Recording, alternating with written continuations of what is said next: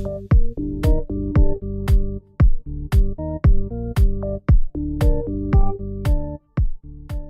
vous deviez retenir 3 choses positives des 2 mandats de Gérard Collomb, ce serait quoi? Je retiendrai essentiellement l'aménagement des berges. Ça, je trouve que c'est une réussite, encore que l'idée était antérieure, hein, mais enfin bon, il l'a réalisé, c'est très bien. Positive, tout ce qui va dans le sens d'une meilleure qualité de vie dans le centre-ville, je pense notamment au vélo, la voiture électrique maintenant, c'est parfait.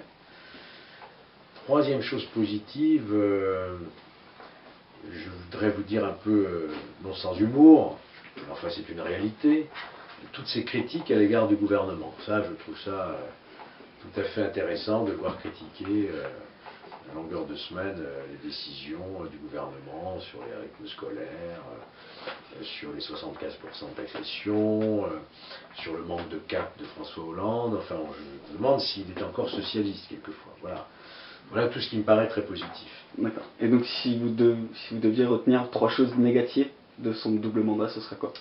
Alors là, c'est difficile, hein, tellement il y a eu de problèmes, je dirais, qu'on peut regretter. D'abord, une perte de rayonnement. On a perdu la capitale de la gastronomie, on a perdu le Grand Prix de tennis de Lyon, on a perdu Lyon Mode City, nous n'avons pas eu l'année culturelle au profit de Marseille.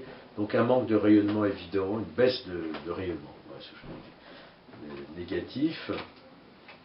Et puis il y a eu des échecs, hein. Il y a eu le quartier Groslay qui était un échec.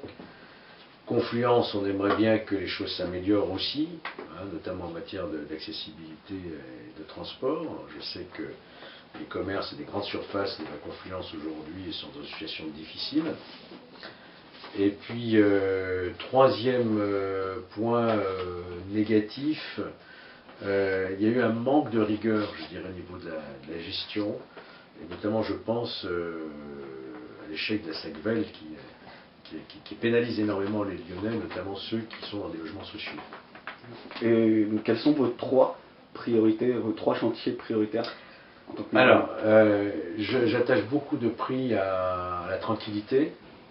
Je le dis, si j'étais maire de Lyon, je ferais de Lyon la ville la plus sûre de France parce que je mettrais les moyens. Et quand on met les moyens, on arrive à des résultats. Je pense notamment à la police municipale, à la vidéosurveillance, aux brigades des transports. Ça, ce sera une de mes priorités. Et puis, naturellement, j'aurai une attention particulière à tout ce qui touche à la petite enfance, à l'enfance. Le problème des crèches, bien sûr. Tout ce qui concerne la petite enfance. Et troisième priorité, les personnes les plus vulnérables, les plus fragiles. Je pense notamment aux personnes âgées, aux aînés, les maisons de retraite. Quand on est capable de mettre des centaines de millions d'euros dans un beau musée de la Confluence, je dis beau, on verra ce qu'il en sera, on peut bien trouver quelques dizaines de petits millions pour quelques places de retraite.